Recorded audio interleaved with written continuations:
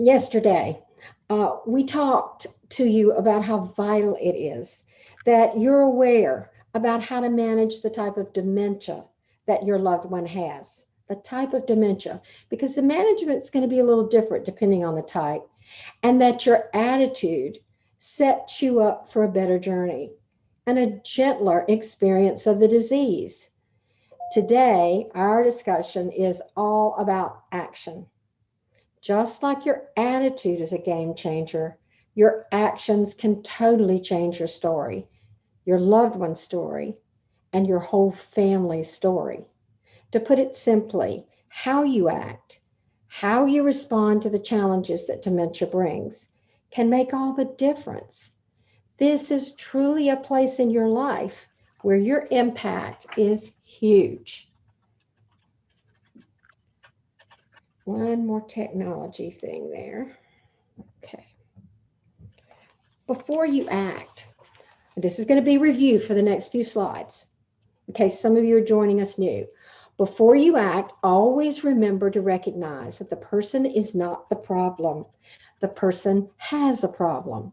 And that means if there are only two of you in the room, you are the one who must be the problem solver. Dementia is a brain failure disease. I think it is misnamed as a memory disorder. It's brain failure because the entire brain gets impacted in some way in most dementias eventually. So think the brain is failing, so I have to act. So the person who's behaving inappropriately isn't doing it on purpose. His or her brain is malfunctioning. Assume this without taking it personally, and it will be so much easier to manage the situation. Just as you wouldn't expect someone with a broken arm to lift a heavy object, you can't expect someone with a failing brain to problem solve or to behave as they did before. So what's going on? Why are they doing this? They are responding to what is happening, either in their environment or within themselves. And this is the way for them to communicate their needs and concerns. Now think about what I just said. That nasty behavior or those ugly words that you just heard, it's a way of communicating. There's a need, there's a concern here. Something's going on. So if you can start thinking that way, let's dig into how to begin.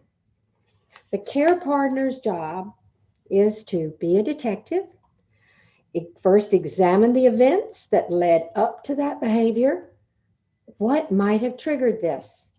And when you try various approaches to helping, examine those events to figure out what made it better, what made it worse. This trial and error technique will guide you in ways to manage things in the future. And this is going to apply to whatever is going on. First, personify the disease. I talked about this yesterday as a way to set your attitude. Today, we will see it manifest into action. This approach is very proactive, and you must persist with it. So remember, you separate the disease from the person who has it. You say to yourself, no matter what's going on, this is not John, this is Louie. Give the monster a name, personify it. Love, support, and nurture the person with the disease. Outsmart the monster. Figure out how to work around the behaviors to minimize their impact on both of you. When you stay calm and in control, it helps them to feel more secure in what must be a chaotic situation in their minds. This preserves personhood, and it simultaneously empowers you.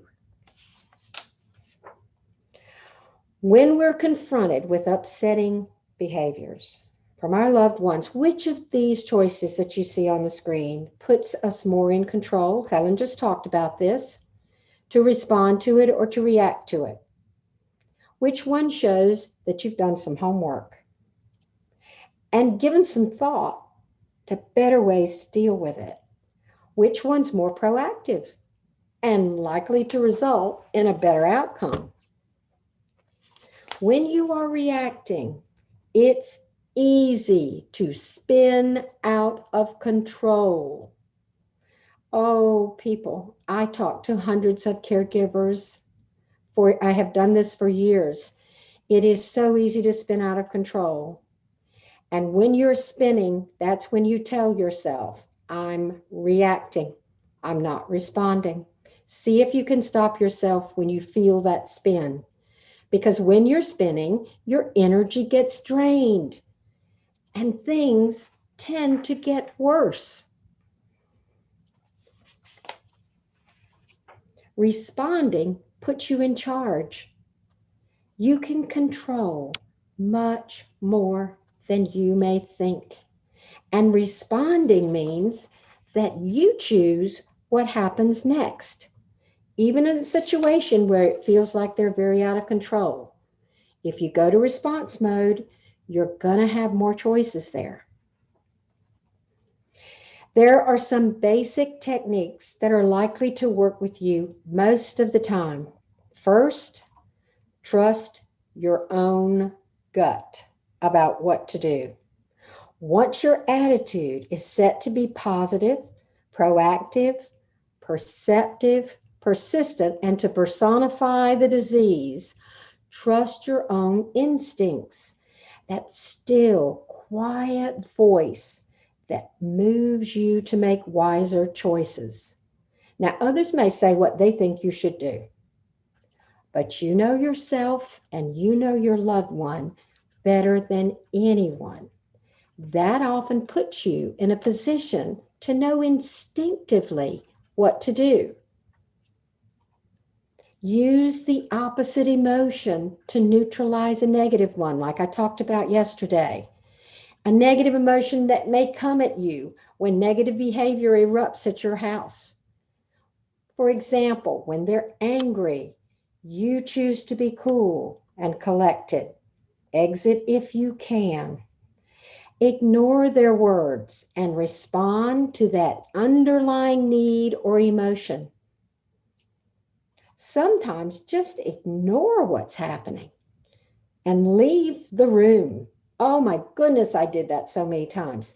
Just say something like, oh, I forgot to get the fork. Oh my goodness, I forgot to get this. Oh, I'll be right back. And then get out of there. Exit the room. Take some deep breaths and reset while they reset alone. They need time to reset just like you do. The rule of thumb is don't feed the monster. Starve the monster by not reacting to the antics, by arguing or becoming overly emotional. When they are negative, you be positive. It's almost impossible to have an argument by yourself. Other basic techniques that work over and over again are to do things like this. Learn from what did not work. Rather than wallowing in guilt, treat these events as places where you learn techniques not to use. Your response or approach influences their reaction and mood. So how do you do it differently next time? Remember how Helen said, your stress is their stress? That was wise. Try to remember that. So if your stress goes down, you're actually helping them to reduce theirs. Allow yourself to fail and then quickly forgive yourself. Save your energy for the work of today. Making good memories right now in small moments is much better for you and everyone else in your story. Now, everyone needs a place to vent when we get frustrated. So feel free to use black humor with trusted friends or in your support group where you'll find folks who understand how ridiculous things can happen in the midst of this journey. And laughing about those things removes their sting and their power over you. Now that's outsmarting Louie with a flair. Another technique that works well with behavioral issues is improvisation. First, you join them. When you initiate improv, meet them where they are emotionally to validate them. You can do this by repeating what they said or something close to it. Or you can speak directly to the emotion behind it by saying something like, oh, that must feel awful. Even if they said something like, I know you're having an affair. Oh, that must be awful. You're joining them. Stay calm to neutralize the emotion that just entered the room with their words or their behavior. And as you respond to them, do it in the context of either their own words or the emotion or need that's underneath the word that you can identify. I'm going to tell you a little bit of a story here. Some of you have heard this one before, but I'm telling you this because I want to break it down for you. It has all kinds of pieces of what to do inside it, okay? So I walk into the room one day with a tray full of something for John, and he's sitting in the recliner, and the 45-year-old caregiver is back in the kitchen doing something. And so I'm walking in the door. He's enamored of her very much. And I knew that, and that was okay. Because he has dementia, So he says to me, we didn't mean for it to happen. And so I knew something was amiss. And I repeated, we didn't mean for it to happen. You didn't mean for it to happen? He says, yeah, we're going out west together. So I repeated his words calmly back to him. Oh, going out west together. And that affirmed what he had just said to me. I knew I had connected with him at that point because I was watching his reaction, and I could move on to redirect the conversation to a safer emotional place. Now, once you connect with them and they know that you've heard them, that's when you have a chance to redirect the conversation and guide them to the better place. So I repeated, going out west. Going out west. And another reason I repeated it 2 or 3 times was I'm thinking, what can I say? What can I say? What can I say? So, going out west. And then I got a faraway look in my eyes and I said, oh, John, I remember when we took the kids out west and we went hiking in the Narrows in Mount Zion National Park, and we saw the Grand Canyon. And oh, I remember when we went to the redwoods and walked among them. That was so neat. And John started getting the same look on his face, and he said, yeah. And he reclined back into his seat with contentment as he seemed to relax. Now, as soon as that happened, I quickly exited the room to, let me go get us some ice cream. Now, if he had needed more time right then for redirection, I might have asked him something like, if he could reminisce, can you tell me about some things that you remember? Because I could see on his face he was already doing it a little bit. So I'd get him to tell me what he loved most about being out west. So there are various things you're going to have to do. You have to adapt to the conversation.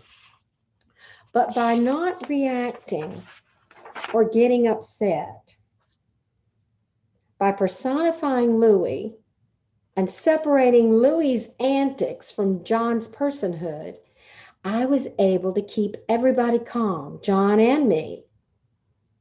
So this is an example of several techniques. Let's break it down.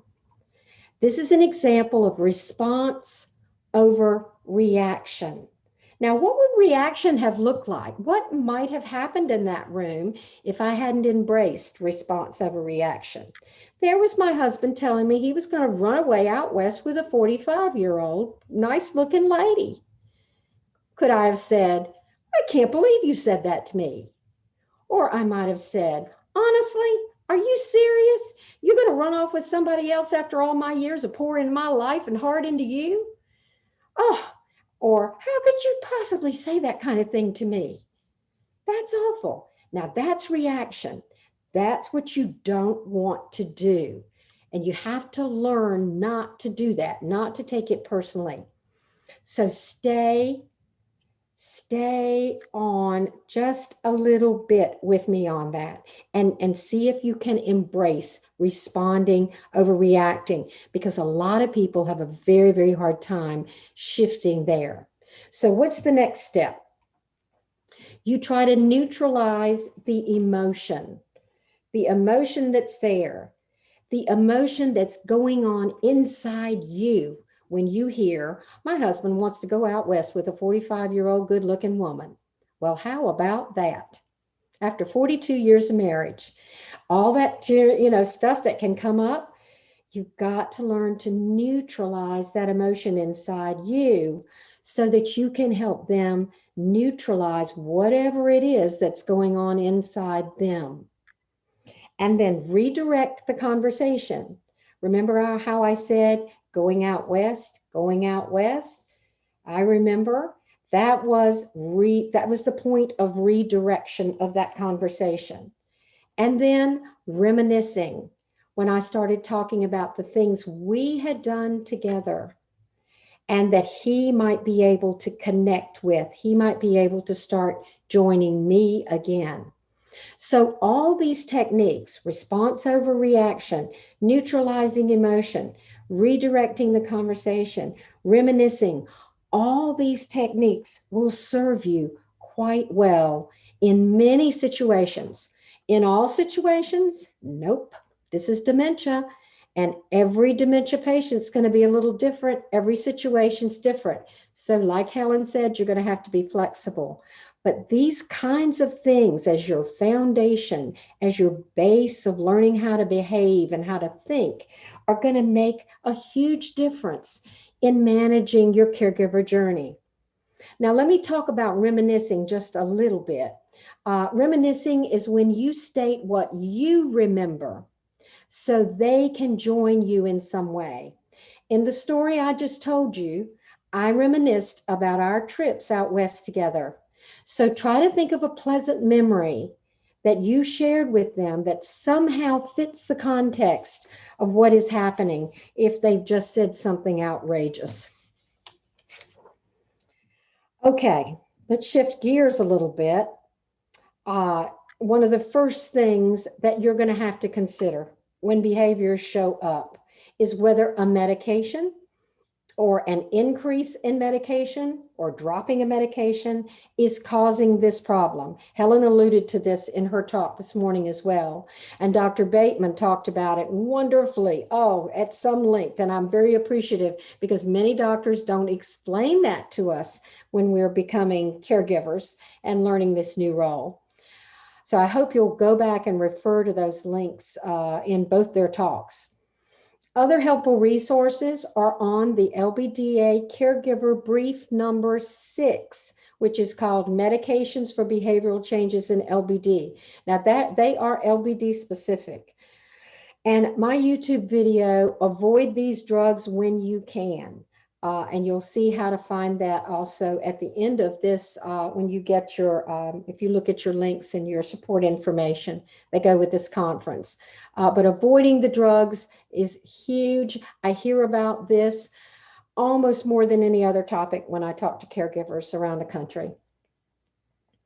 Many prescribed and over-the-counter drugs create behavioral issues for dementia patients. Learn which ones to avoid. Please learn which ones to avoid. They can change everything at your house, I promise you. Ask your pharmacist to check for bad interactions between drugs and to give you some possible alternatives that are more brain friendly for whatever conditions your loved one may have in addition to dementia. Make medication decisions with dementia patient or dementia impact in mind. I call this letting dementia drive the medication train. And if there's one word or two words in particular that I want you to learn, that are those long medical words, please learn the words anticholinergic, they're on Dr. Bateman's slide, anticholinergic and benzodiazepines. Those in particular are the ones that I see in my conversations showing up the most often. Now, let's look at some of the strategies to prevent the issues from even happening. The next few slides include some condensed information that you can read in more detail on the care brief links at the end of this presentation, and that also that you have received in an email. If you go to those extra resources, go to that button, you'll find them there. Yesterday, Dr. Bateman discussed the various behavior changes that may happen with dementia patients. These might be triggered by infections, dehydration, blood pressure or sugar levels that are off, pain from any cause, or medication side effects or interactions. Regularly scheduled visits with the primary care physician and other specialists will keep you in close touch so that health issues can be monitored. You also definitely want to create a home environment that's safe and comfortable to meet their changing needs. That means you're probably going to have to add some tools to your house that you don't ordinarily have, or you may need to change some things structurally, even like making the doors wider, things like that at your house. A daily routine that is consistent and unrushed but allows for some flexibility, creates comfort and security for your loved one. And oh my goodness, good quality sleep will make the days better for everyone. Some details to help you with this can be found in Care Brief number 3 in your links. But that sleep issue for you is absolutely huge. Please, please protect your sleep. And as soon as you start feeling like your sleep is being significantly impaired, that's when you need to bring in more help, either in your home or start looking possibly for a placement, because your sleep is just huge. It's a big, big issue. And if you don't get enough of it, you're going to get sick. And if you crash, they crash with you. So it's the kind thing to do. Dehydration is often a culprit that gets overlooked as a cause for issues. Keep appealing fluids always nearby and encourage them to drink them frequently. Healthy appealing food maintains blood sugar and energy levels throughout the day. Now, the bathroom is a big deal. Make bathing pleasant, safe, and calm. Prepare items beforehand. Have a routine. Use a calm voice. Regulate the room and the water temperature, and allow them to do as much as possible themselves. Shoot for spa-like atmosphere and experience, if you can, by including soft music, some aromatherapy. Lavender oil works great. Special body wash, lotion, soft towels. You want that to be a pleasant, positive experience. You'll have many fewer issues in there if you do that. Avoid media with potentially disturbing content. Kellen mentioned this morning. These may trigger undesired reactions because some people living with dementia may find it hard to distinguish between what is happening in the media from what is really happening. Use a calm, reassuring voice. Use simple, clear language. Explain what is happening step by step, and then give them time to cognitively process your words. Remember, this is a damaged brain. It's not going to process at the same speed. So take your time. Speak at eye level whenever you can, with a speed that's neither too fast or too slow, and at the level a person can hear. Minimize distractions and reinforce what you say with positive body language, positive facial expression, and gestures. No lengthy explanations. Simplify, simplify, simplify everything you can. Engage them in enjoyable, meaningful activities, but remember to have realistic expectations. Simplify their choices with a simple yes or no. Or you may say, do you want to wear the blue shirt or the red shirt? The blue or the red? Which one would you like to wear today? Identify people who cause stress and trigger behavioral changes. Educate those folks on how to interact more effectively if you can. And consider changing home helpers or members of their healthcare team if you need to. For family members who do this, minimize contact just as much as you can. Now, you may be saying, what do I do if issues happen in spite of my best efforts? And sometimes they will.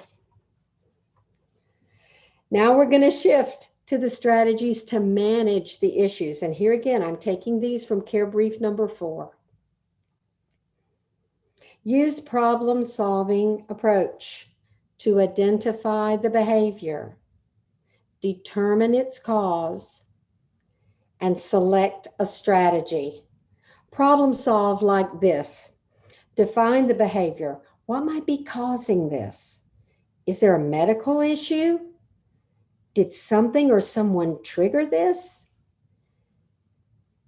Ask yourself, is it disturbing to the person living with dementia? Some behaviors don't cause the person living with dementia stress, so no intervention is really needed. I think Dr. Bateman mentioned this.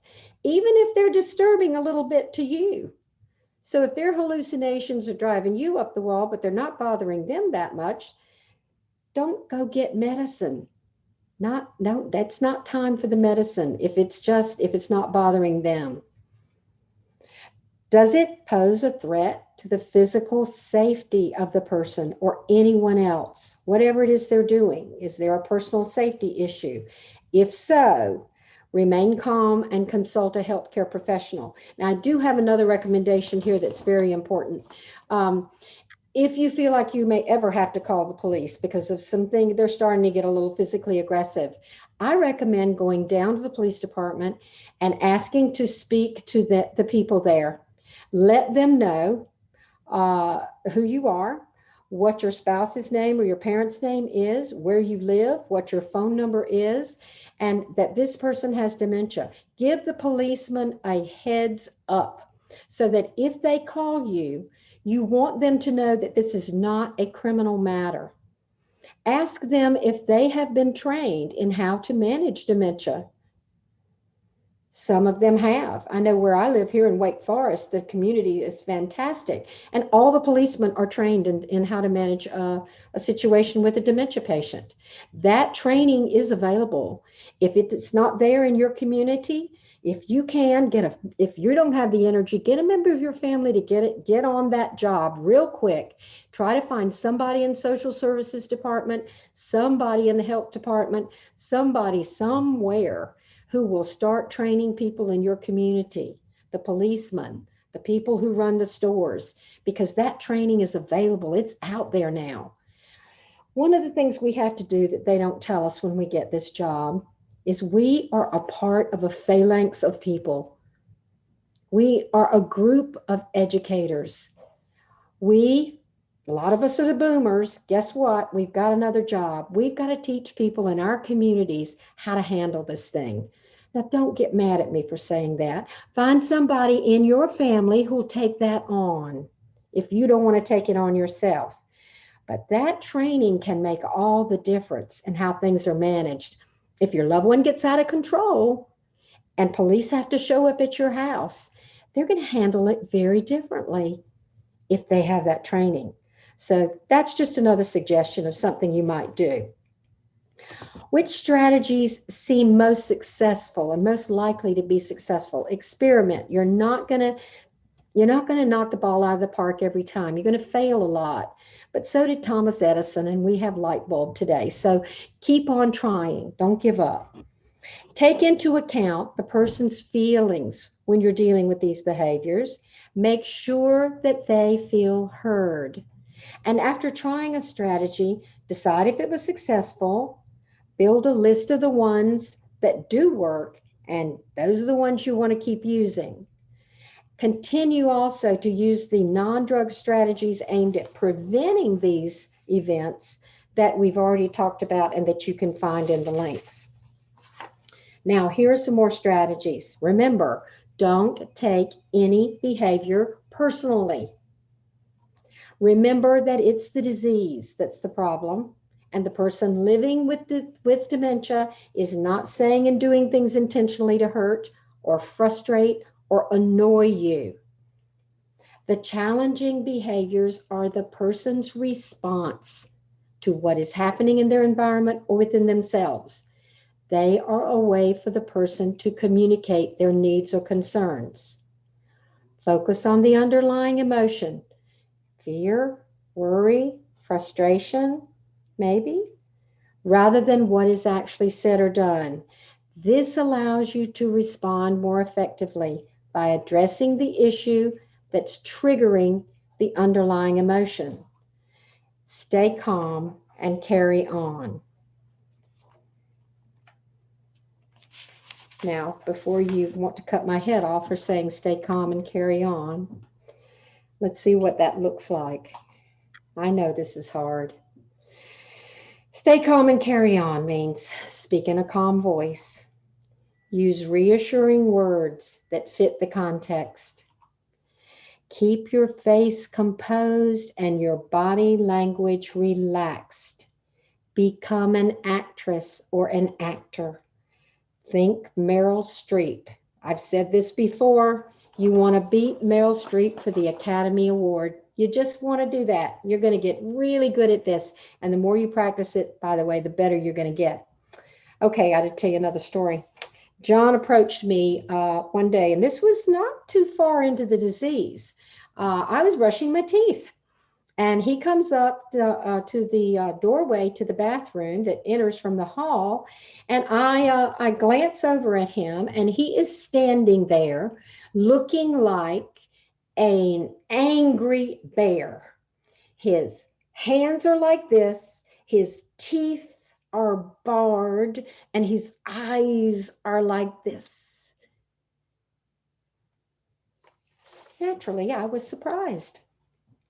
I was brushing my teeth. So I looked at him. I didn't change my facial expression. I looked back in the mirror. I made some comment about getting ready for bed. I finished brushing my teeth. John was standing there all the while. And then I turned and walked into our bedroom through another door. There was another door. Thank goodness there was another door. When I did not react, but I stayed calm and relaxed, his behavior evaporated into thin air. Your attitude can calm the agitated person. I thought of John as a dry sponge who was going to absorb whatever I was giving out to him or to the room. If I was intense, it intensified him. If I was relaxed, he relaxed.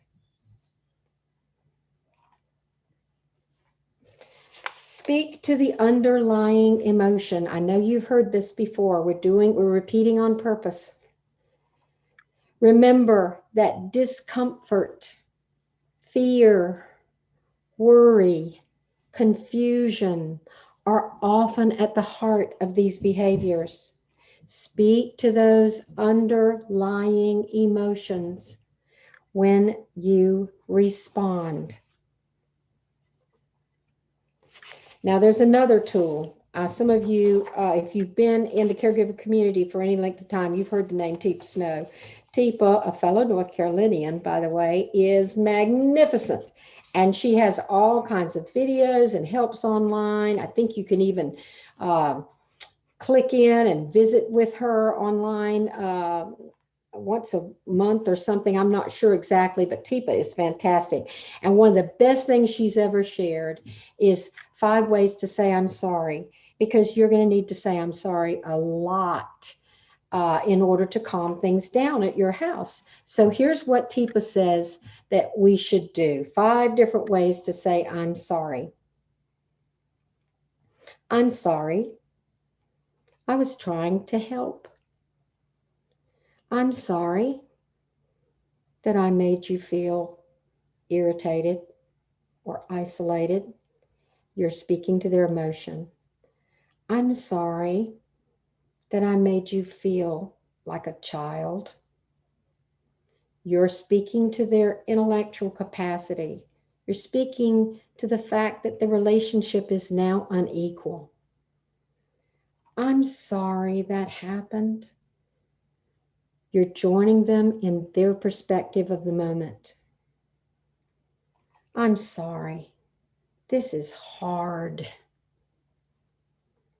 Because it is for both of you. Now, you may have to say you're sorry in many situations. It doesn't matter what reality is here. Just speak to that underlying feeling rather than reacting to whatever's been said. Now, I know I'm repeating here, but I'm trained as a teacher, so I understand that repetition is the mother of memory. If you are hearing things repeated by the speakers in this webinar, it is intentional.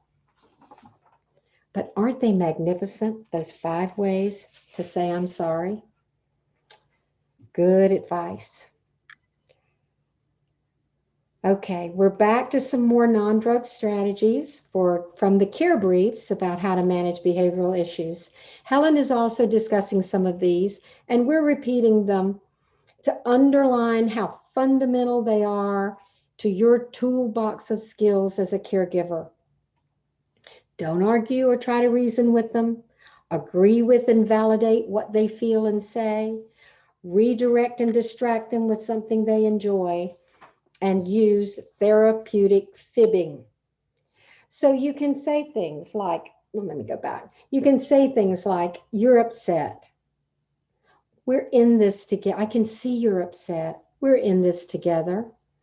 Or if they want to go home, you can say, well, what do you want to do at home? Or tell me something about where you grew up. Now, to redirect, you can say, I want some ice cream. How about you? Or let's go run some errands. I love it when you come with me. For fibbing, tell them that you will speak to the neighbors who are digging holes in the yard when they're distressed about that hallucination. If they can't understand why Mama who died 10 years ago won't visit, make an excuse for why she didn't come today. They live in the moment. It's not productive for them to have to relive the sorrow of losing that loved one due to memory loss.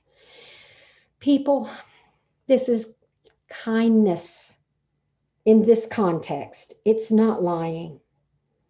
You meet them in their reality and you ease their stress. That is kindness.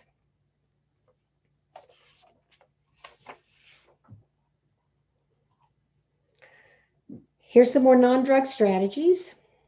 Leave the room, return later. Use physical contact to calm them.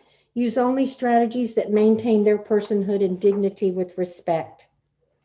I used this first strategy, leave the room, a lot when John's behavior was off. I'd make an excuse and leave the room, take some deep breaths, say a quick, help me, Lord, prayer, and re-enter with a smile, and often some treat for John. He almost always had reset by then, and he could focus on my upbeat tone, whatever goodie I'd brought him as well. I massaged his feet and legs a lot to soothe his muscle cramps, but also to comfort him. And the lavender lotion that I used relaxed me while it relaxed him. I placed a small amount around his neck or shoulders so he could inhale it, and I stroked his face with affection. I tucked in close next to him in bed when he had a hospital bed. I just for a little hug. And I even bought a used hospital bed for almost nothing at a hospice resale shop. And I rolled it up next to him so we could watch TV together and just snuggle. I wanted John to feel loved and valued and cherished each day. It seemed to reassure and help him stay calm. Say, I love you 10,000 times. Just say it and say it and say it. It brings comfort and security to them. It makes clear how much you value them. It actually strengthens their emotional memory. And that's the part that can last almost all the way through even the longest journey. Even if they don't know you, they somehow feel safe around you. That's emotional memory. The more you say, I love you, the more it grows within you. Now, I believe that love is the most powerful force in the universe. It's patient. It's kind. It's not self-seeking. It's not easily angered. And it keeps no record of wrongs. Love always protects, always trusts, always hopes, and always perseveres. Now, that's the kind of power I strongly recommend that you tap into with your whole heart in this journey. And when you do, you may be surprised at who you are at the end of it. When you look back, you just may find that you have left a legacy of strong love and gentle, muscular kindness for your children and your grandchildren to embrace in their life journey. Love is our most powerful tool. And I thank you.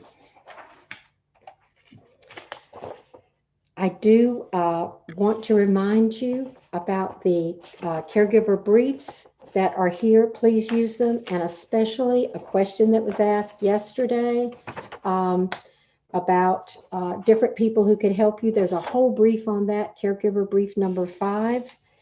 And I also want to recommend this to you because it's not in the links, and Lisa says she'll add it, but I want to say it. This is the place you call if you want to join the caregiver class that we are conducting now virtually. Lynette Wilson and I, a wonderful nurse practitioner, and I do this. Hello, I'm peeping over. This is the Wake Forest Presbyterian Church on Capitol Boulevard. If you just Google that, you'll get a phone number. I called this morning and got their permission. If you want to join our class, just leave 2 things. Say, I want to join the caregiver class, dementia caregiver class. Leave your name and your email address and spell it out slowly and carefully. They'll get that information to me and Lynette, and you'll be on our mailing list, and you'll know about our meetings and be included in them. And they're virtual now. You also may email me directly, and this is also going to be sent if you will give me your name and your email address right there on the email. Don't make me have to go back and hunt it. And I'll add you to our Wake Forest caregiver class. And that's all I want to say. I want to give plenty of time to ask questions. Thank you so much.